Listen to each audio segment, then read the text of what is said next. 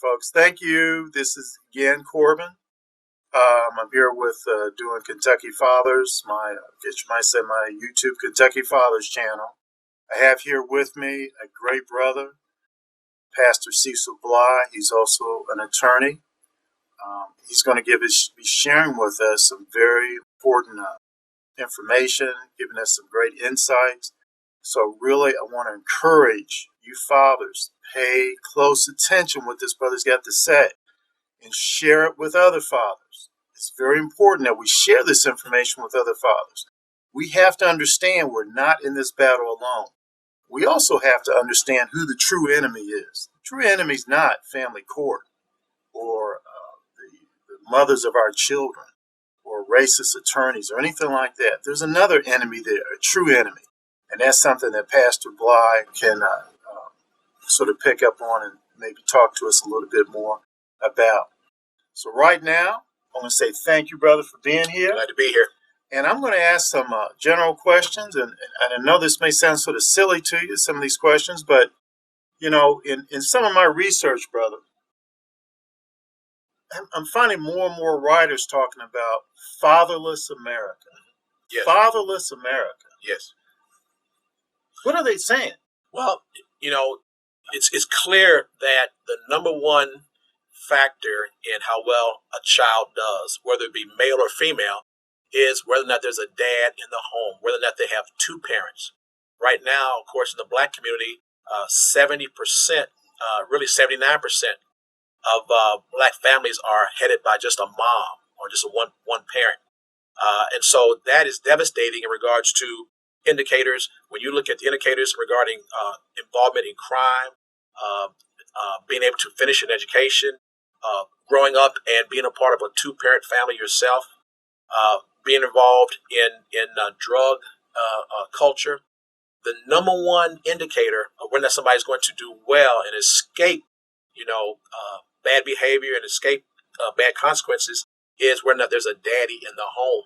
God knew what he was doing when he put a dad and a mom together. And so we need to understand that this disconnect between how God created the family and what we've got is not something that we can have an option on, that we can decide, okay, well, I'm in a family, this is my family. We need to build families. We need to have public policy. We need to on purpose be purposeful and driven in finding ways to build the family and bring the family to what it's supposed to be, male and female together raising the children. So you're saying it takes two, not one. Right. That's the preferred option. Yeah. Now, brother, talk to me a little bit about, does the Bible even talk about fathers or fatherhood? Sure. The Bible, God invented daddies, all right? And he's our daddy, all right? In fact, the scripture says that, Jesus called him Abba, Father. That means daddy. And Paul says the same thing. He says Abba. He said the spirit of Abba, Father, resides on the inside of us when we're born again, because when we're born again Christians, Jesus is on the inside of us, and he cries out. The Spirit of God, the Spirit of Christ cries out, Abba, Father. So we can call him Daddy. He's our daddy, okay? So, the Bible said that, for this cause shall a man leave his father and mother, be joined to his wife, they two shall be one flesh. And the scripture says in Malachi that the reason why he put the man and woman together was to raise godly seed. And so the first socialization of a child is their parents and their nuclear family. That's the building block of society. It's the family institution, and those children learn how to react, how to act. They're socialized by their dad and their mom. And so when they go out to society, they're just mirroring what they've learned at home. And so if you see bad kids, that's because there's bad families. Let's talk about here, you're talking about modeling. In other words, it's difficult for me to learn how to be a father if I didn't. It would be difficult for me to learn how to be a father if I didn't have a father who was modeling that to me. Exactly. Okay. Exactly. So give me a specific example of how that would work. Let's say you're a father and you have a daughter.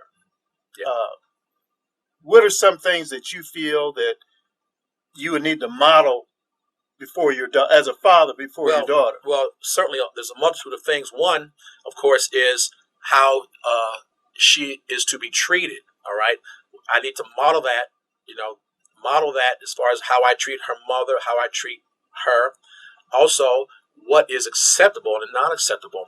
There's been times where my daughter had, well, just recently she had an issue at school, and we pulled her out of that school and placed her in another school. Okay, they were both Christian schools, but there was something that we need to address. Well, she tried to address it herself, and that didn't work. So then she told her mom, that didn't work.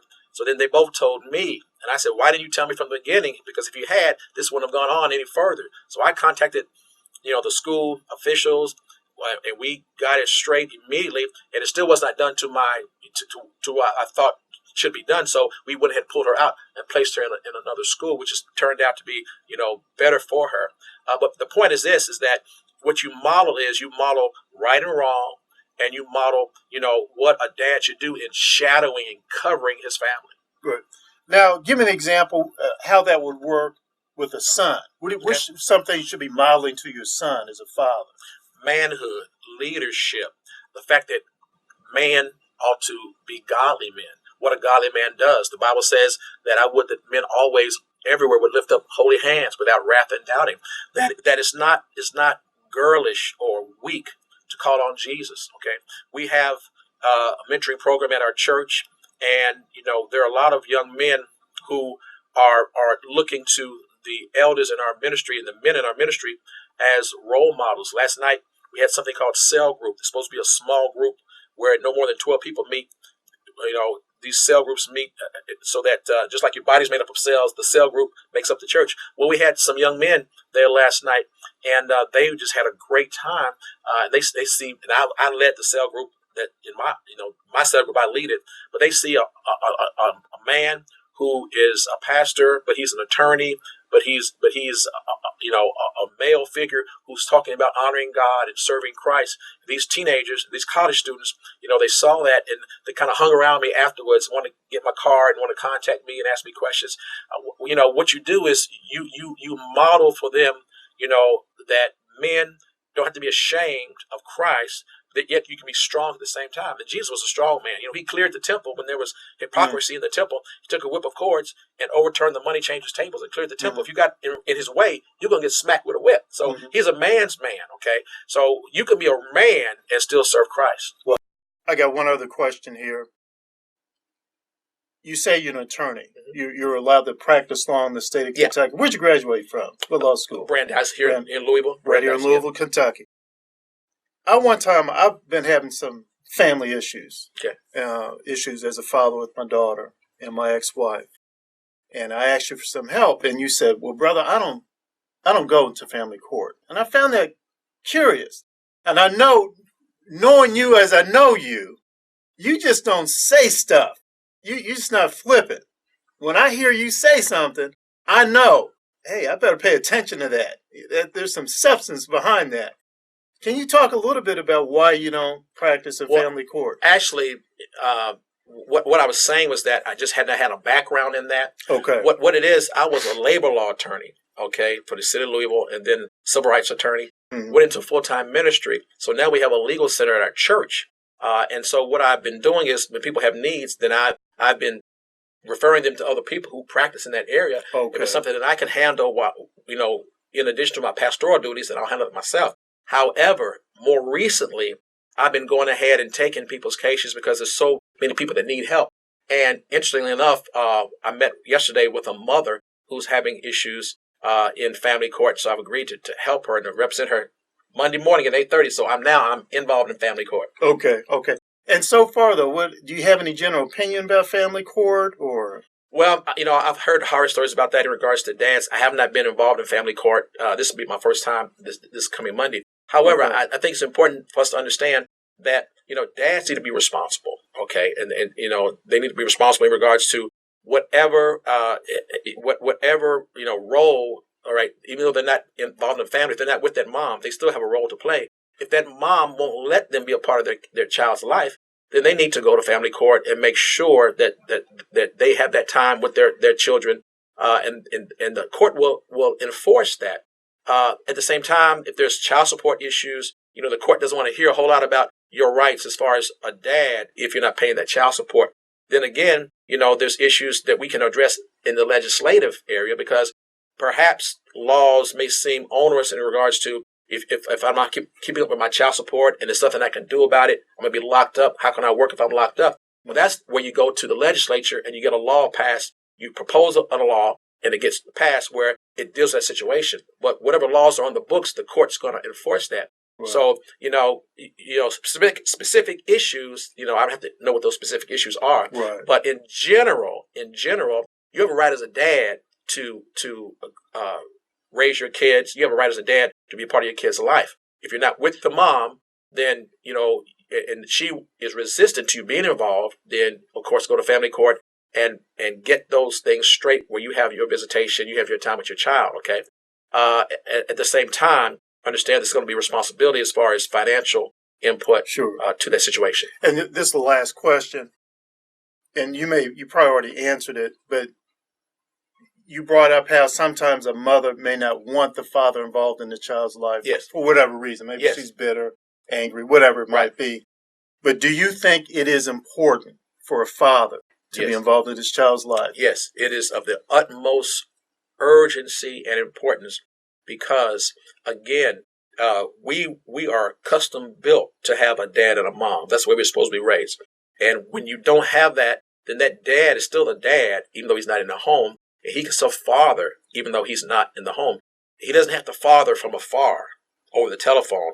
He needs to be involved with his child in their life, and he needs to go and make sure that whatever he needs to do, that he lets the court know, okay, I want to be involved in my child's life, and the mom is resisting me, and there's other things that come in, terrible things. The mom could have a boyfriend who's trying to, resist too, and just all messed up. So it can be a messy situation. And so when you go to family court, it can be very, a lot of drama there. At the same time, your child's worth it. Yes, sir. Thank you. Hey, I want to thank you brothers out there. Please listen to this again.